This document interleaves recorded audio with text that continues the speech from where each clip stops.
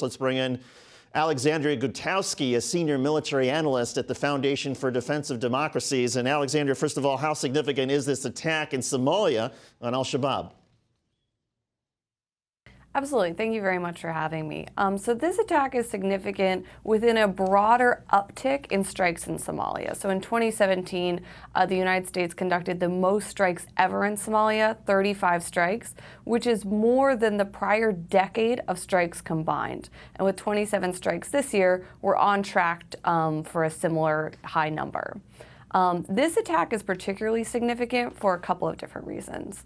First of all, it's very far north. It's nearly 500 miles away from what we consider al-Shabaab's typical support zones in the Juba River Valley in the south of the country. So it's very interesting that they would have this concentration of fighters so far away from what we typically think of as their sort of normal stomping grounds. So it really shows that they have that kind of resilience and reach across the country. It's also significant in terms of U.S. action. So recently, 3 of the strikes in the past month occurred on kind of an ad hoc basis because U.S.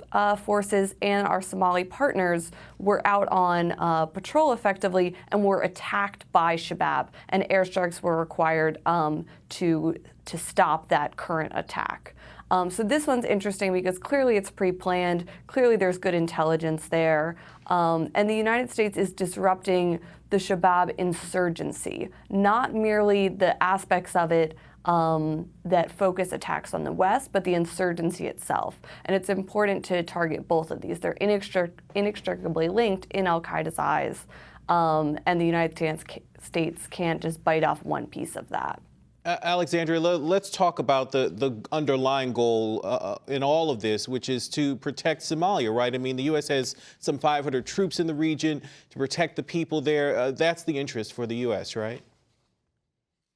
Absolutely, but if you look at the initial aims, and particularly how the Obama administration framed our initial aims in Somalia, it was just about preventing attacks to the West and trying to take out, for example, someone involved in external plotting or involved in a previous attack against the United States or its interests. And I think now, not only are we seeing more strikes, we're kind of seeing a broader approach saying, wait a minute, we need to think about the entire insurgency and how those two aspects are mutually reinforcing. I thought it was very revealing in updating the casualty count today. AFRICOM released new language about the end state that they hope to see in Somalia, and it has to do with creating a resilient state that's not a safe haven in which terrorists cannot find a safe place to plot attacks or to undermine the state. And I think that broadening of the mission to think about Somalia itself, its security, and not merely just external plotters is revealing.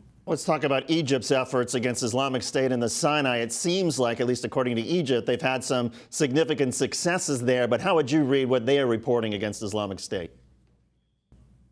Absolutely. So about a year ago, there was a very high-profile attack in the Sinai, again, quite far away from where we typically think of the Islamic State's typical support zone. So again, very revealing in terms of their reach and their resilience. And at that time, Sisi came out and said, we are going to use all brute force.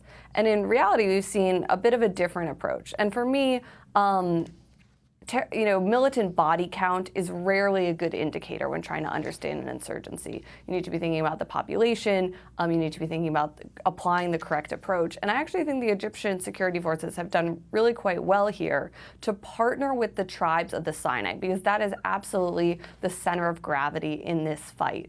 And it's a slightly risky approach. The Egyptian security services have been in the past hesitant to arm the tribes in fear that they might have to deal with this threat in the future, but they've had a lot of success in fighting the Islamic State this way.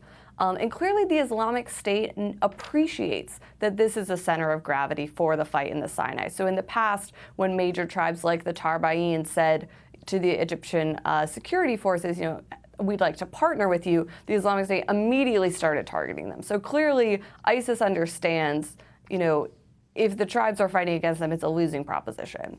So I actually think this has been quite positive. We haven't seen the kind of high-profile attacks like we did in November last year in the Sinai, and the ones that went to the mainland in spring of last year, targeting the Coptic Christian communities. Right. So I think there have been some successes here. I'm hesitant to use body count as the measure for that. Right. Alexandra Gutowski. Alexandra, thanks for doing this. We appreciate it.